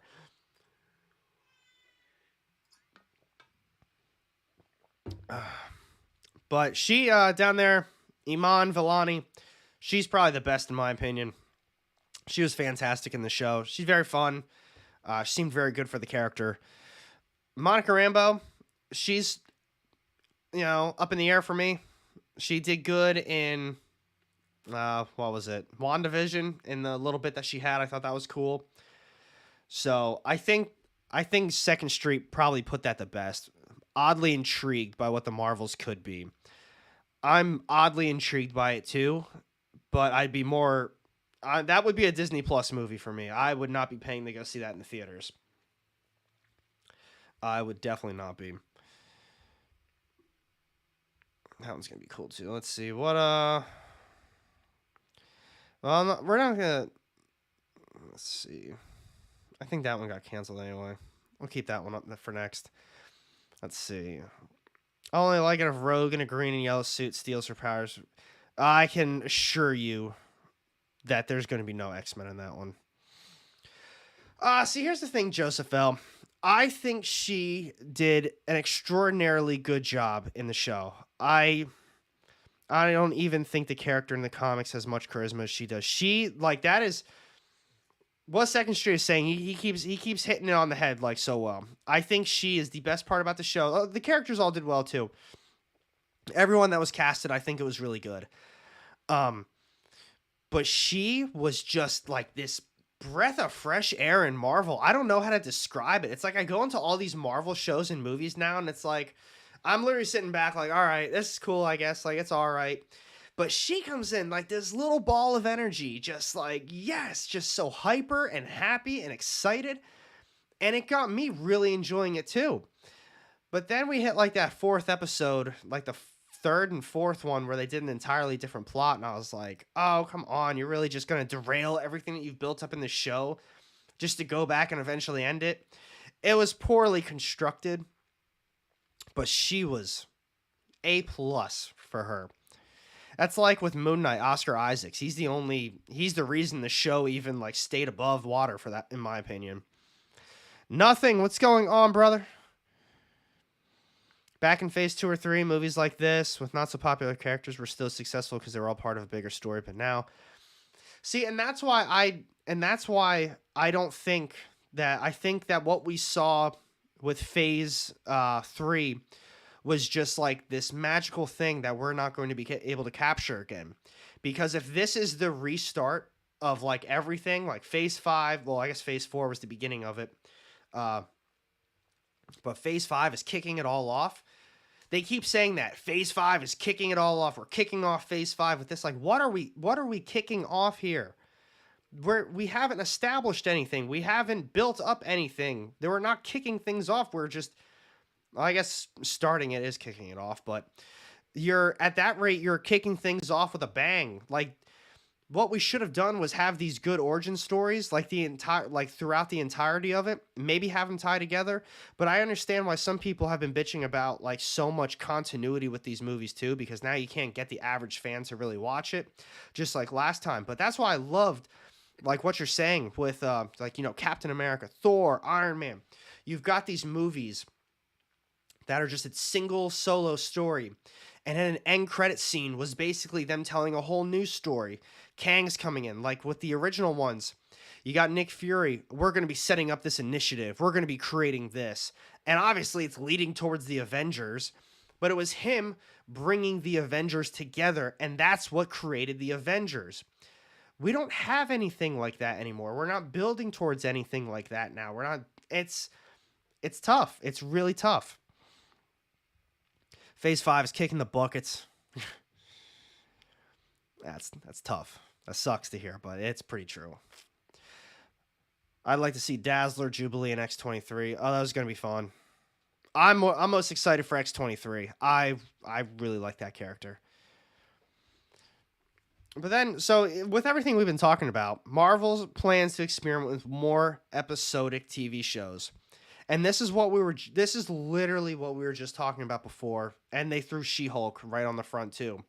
Because to me, She-Hulk was all over the place. Did it deserve the hate that like the entire world was spewing at it? No. But did it deserve the praise that it also got? No. It wasn't good. It was good in its own little quirky way. Like whatever her name is that played She-Hulk, Malazia, Tatiana. I don't know what the fuck her name is. They don't even have it. Whoever played She-Hulk, I know someone in chat knows. Whoever ended up playing She-Hulk, she did a great job. She was very fun. She did the character well.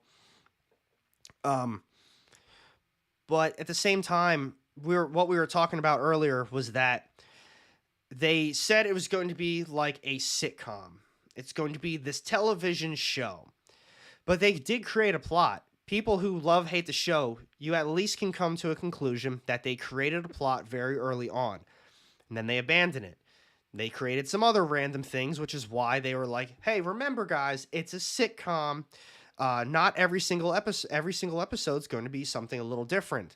If it's going to be different, make it different. Make every single episode a full-length episode that has a beginning, middle, and end. A lot of those episodes that were deemed the sitcoms didn't even have that. They just had her doing something random, and then all of a sudden 20 minutes goes by and the shit's over. And like nothing happened. The best episode was the one that she was barely in, that had Wong and fucking that blonde girl that kept calling them Wongers. That was probably the best episode of the show. Why? Because it had a plot to it. It had a beginning, middle, and end to it. They had an entire setup to the episode with a conclusion. But then Tatiana Maslany, that could be it. Also way too short. 20 minutes. It was rough. But that's what I'm getting at with that, is that if you're going to call it something, it has to be that. But you're going back to creating the plot, like the very end. They circled back to everything with the Abomination. And then they had the audacity to say, oh, this is terrible. Like, do you guys really do this? And then she had that stupid breaking, it wasn't that stupid, but had that like breaking the fourth wall moment that fans have been waiting for, to go talk to the creators about how terrible an ending it was. Like, no, you're not going to dump on fans the entire time for not liking the show, just to conclude your terrible show by saying, this was a terrible ending, guys. We're going to do it this other way. No. And I'm gonna say I've gotten to like arguments, but there's so many people I've talked to about that show where it's like, I can admit some parts were good and I can admit some parts were absolutely atrocious. I like to look at things objectively. Just because I'm a fan of something doesn't mean I'm going to say, no, you have to like this. Like Spider-Man Venom, some of my favorite characters. You'll hear me shit talk the ASM series till the day I die at this point. Everything that they're coming out with is garbage for Spider-Man. Same with Venom at this point. I can look at it as a fan and say this isn't good or this is good. I don't want to put other opinions in with it and make me like something that isn't true. I heard on one of the channels that they're going to use Channing Tatum. See, nothing. I've been seeing that for a long time. I don't think that's going to happen. I'm going to be honest. I don't, how old, hold on. How old's Channing Tatum? Because that man's been around for a hot minute now. 42. Does that fit Gambit? I don't know if that fits Gambit. But I've been seeing him thrown around for a long time with Gambit. See, Mr. Negative, sitcoms have stories, but they're episodes that you can have filler episodes that are just fun. That, totally agree. I totally agree with that, And JW, need a badass rogue? Do need a badass rogue. I don't have faith in whatever they're planning for the X-Men. I just don't. I, too, wouldn't really like to see Channing Tatum. See, I also have no problem. See, I think the other thing that I've been reading a lot of is that they keep talking about they either want to go away from getting these big names that they've been doing or whatever the case has been, but find some random fucking people. I've got no problems with someone random taking over the helm of some major character. If they're good, they're good. You don't need some crazy name. Like everyone keeps saying Tom Cruise for Superior Iron Man because he kind of looks like him. You know how many people could probably look like Superior Iron Man? You know how many people out there look like Tom Cruise? There's probably a lot. And just get someone random. Save some money on the actual character or like the actor or actress and put that shit into your CGI that has looked so wonky for like an entire phase now. Fix your CGI, fix your props, fix your scripting, fix the movie. That's the main concern. People don't want all this, like, just this constant, like, trash one after another. Hey, Chaos and Comics, what's going on? Whether it's Phil or Rage, I hope you're both doing well. Oh, Two Brothers Comics.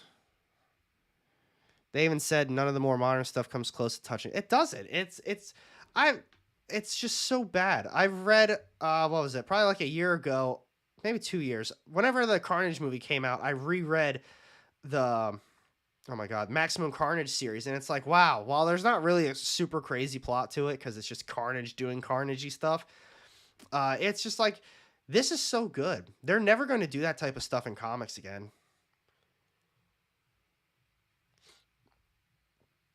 Oh, hey, Phil. But what are they even talking about in this one? So, on the previously on, blah, blah, blah. Let's see. They might experiment with more traditional episodic structures. We want to do shows that can only be shows. I want to continue to make them even more episodic, which may seem counterintuitive. But I do think there's something fun about leaning back and watching an episode that can be relatively self-contained. See, you say this type of stuff. These types of stuff go in there. Fans would be so cool with that. I feel as though if you keep TV shows and movies completely separate, fans wouldn't even bat their eyes. They wouldn't be upset about it at all. They'd be like, okay, cool. That sounds good to me. Like, imagine you have, like, what it should have been, Moon Knight, an origin story. Keep it completely contained. Do it up. It'll be great. She-Hulk, same thing. Keep it completely contained. Miss Marvel, like, they can do that, no problem. And then, for example, like with She-Hulk or Miss Marvel, Moon Knight, whatever, if they pop up in a movie, and someone's like, who the hell is that? Oh, dude, they got an entire TV show. It doesn't have anything to do with this movie, so you're good to go. But it's like an origin story. It's a background story. This person did this in their little TV show. All right, cool. You don't need it all to connect every single thing. That would just that would probably piss even more people off. I think like a Snyder type 300 hazy look for X-Men would be dope. Marvel should hire me. I could voice Groot. I can take half of what. See, that's the thing. I had no idea that Vin Diesel did that until like the second movie or something. And I was thinking like anybody could do that. You could get almost anybody that will take a fraction of what he's probably getting paid to just say, I am Groot. And just do it like 100 different times. Easy business. MCU could just fire Victoria Alonso. Who's Victoria Alonso? Let's get a face. Who the hell is this? Producer. Oh, for the VFX and animation. Well, if she's the one behind it, yeah, they should probably get rid of her because fucking the effects stuff has been god awful. She-Hulk, come on. She-Hulk was god awful when it came to the special effects. There were so many scenes that just looked so out of place and just wonky. Let's see, what else? Reminisce about how Lost. Another show with a shit ending. Really good show up to it, though, honestly. MCU on TV. Here's the other crazy thing. What if they did like the same thing except the TV side of it? What if they created like MCU TV where it's like something totally different, but it's its own world just like MCU? I don't know. There's so many directions they can go with it, and I just don't think they're doing any of it. I saw this earlier. What else?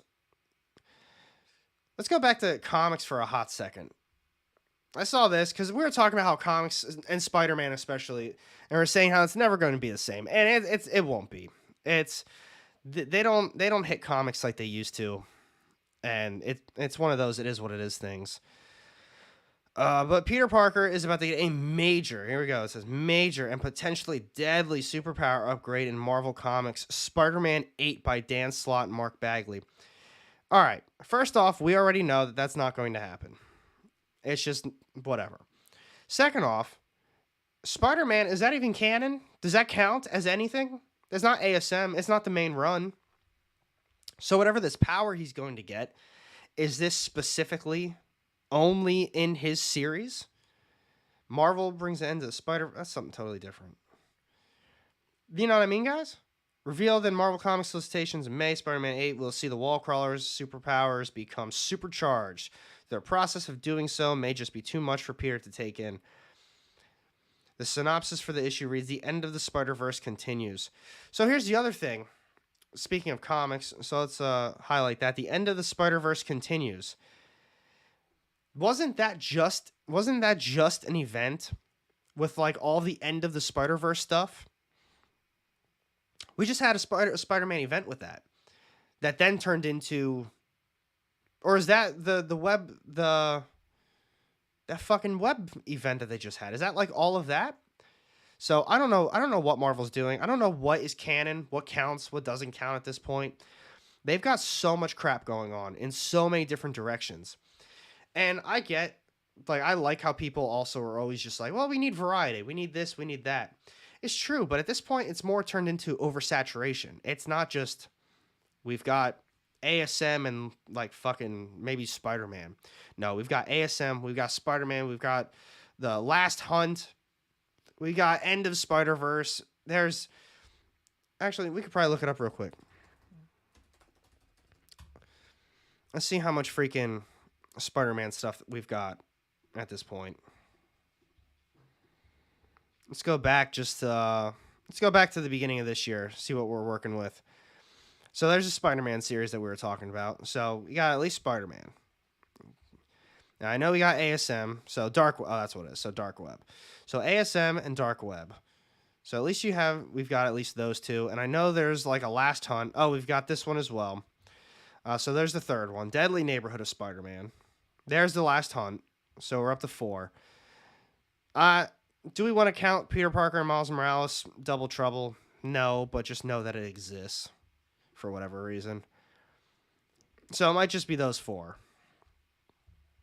So we got Spore. Now I'm thinking of the other show. So we've got 4 Spider-Man series on the market, which I guess in reality isn't really that bad when we're comparing it to Star Wars and X-Men at this point.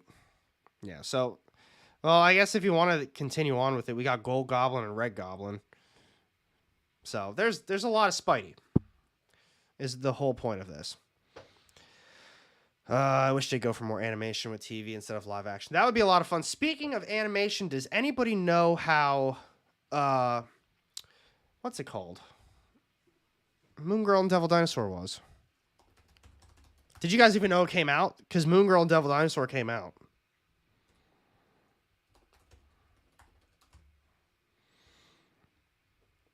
Holy crap. 100% on Rotten Tomatoes? I don't believe that. 81% of Google users like this. I believe that. Rotten Tomatoes gave it 100? No.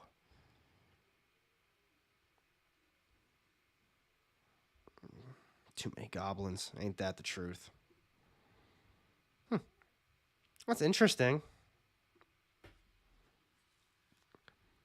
Are you kidding me? Look at this. See score details. It's the exact same damn thing.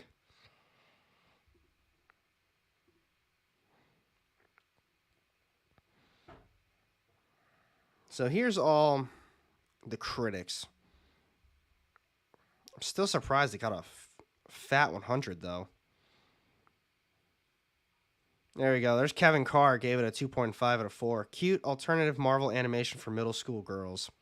Well, yeah, it's a TV show. So what this is, it came out on, it might actually be on Disney Plus now, but it came out on Disney, I think last Friday.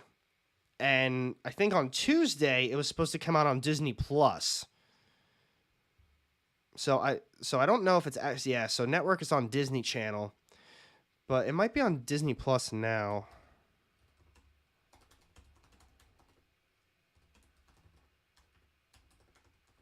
Let's see.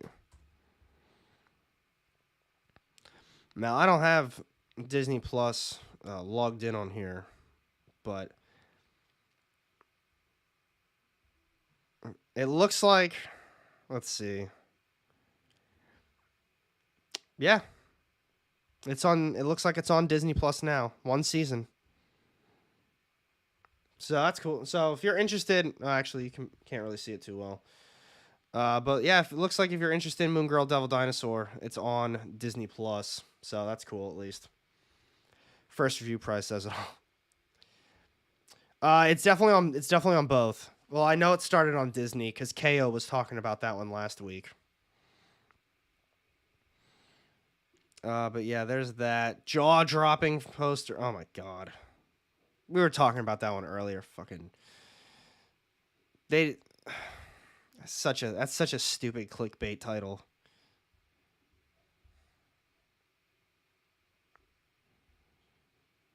If we're being honest here, that's like the jaw-dropping. So actually, was it the Marvel's jaw-dropping first poster debuts Monica Rambeau's new costume? I mean, what's so jaw-dropping about that, to be honest? At least it looks better than Velma. Oh, yeah. Velma. I haven't seen Velma, and I can't imagine. I'm not going to be watching that. Yeah, Joseph. Jaw-dropping. Yeah. So much creative effort went into this one. It's literally just like them standing on top of each other with like their emblems right there with some like space colors in the background.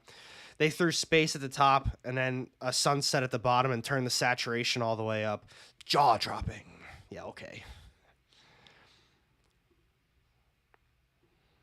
This one's back to... Actually, no, that one's not comics. This was the one we were just talking about. Freaking crap. Marvel's Fantastic Four casting reportedly hinges on one character. I was looking at that one, too. We were talking about Fantastic Four earlier. I actually forgot that I had the report up for, or the article up for this one. It's it was kind of it wasn't as good as I thought it was going to be. Yeah, it just felt, oh my god, they made her glowing in space. Like they literally just, photoshopped the characters all within the same line of each other and then just put their emblems behind it. It didn't really do anything. Well, the film won't shoot till the top of 24. Word around town is Marvel will begin gearing up casting. See, that's the other thing. I thought this was another clickbaity title. Marvel's Fantastic Four casting reportedly hinges on one character. But then when you read stuff like this, no names are rumored, but they believe that the focus will be on Sue Storm. And it says that they'll be beginning the process this month. So how are you going to say that the casting hinges on one character when they haven't started anything for it yet? Just to be clear, even if something is getting active or gearing up, could still be weeks or even months before we have 4 actors, given how thorough the studio is. Yeah, so that's just freaking... Spitzkoff, no, but you know what? We can wrap things up with the Flash. Let's see. Obviously, we can't watch the trailer. Flash movie. Let's see what pops up right off the bat. This one's from 3 hours ago. So this is the most newest one. Flash movie rumored to replace Ezra Miller with Grant Gustin as the DCU's new Scarlet Speedster. I'm still more surprised that they are like still continuing on with Ezra Miller, if we're being honest here. Like it's kind of mind baffling with how they've kind of canceled everything that they've done. They're like firing everybody. Oh, JW, I know there's so much clickbait bullshit. But it's like, so of all the people, I don't think they're actually going to be continuing on with him. I think something's going to happen, and then they're going to move on to either him or somebody else, and go from there. Preston, I like the Flash trailer, but it didn't strike me as the best comic book movie ever. I think a lot of people feel that way with DC as it is, but I've got hope for it. I've got hopes for it. I'm really excited for it. I think it's going to be a really good time. But what time are we looking at? Actually, shit, guys, we've been live for about 2 hours now. All right, I'm actually gonna call it on that one. That was a lot of fun, everybody. I appreciate you guys hanging out. We'll just throw that one back on. That was a lot of fun. Thank you all for tuning in. It was a great conversation as always. Stay tuned. If you haven't already known, I do the EXP live stream. All their links are down below. I do that every Wednesday at 6 o'clock EST. But this was an awesome time. Great conversations, great time. Everybody that's tuned in, thank you all so much for hanging out. If you're going to be watching it later, thank you again. It means a lot. And as always, I do have my Patreon set up down below. There's, I do giveaways. There's a Discord. It's only one tier. If you have any questions about it, just hit me up if you're interested. And yeah, seriously, we'll do this again on Tuesday. We're going to be going over all the upcoming new comics for the week. And then next Friday again. So have a safe weekend. Stay safe, everybody. Go enjoy the movie. Don't listen to all the critics. I obviously didn't see it. I'm a little hesitant myself, but go into it with a clear mind and go have fun watching a cool movie. But thank you again, everybody. Stay safe, and I will see you on the next one.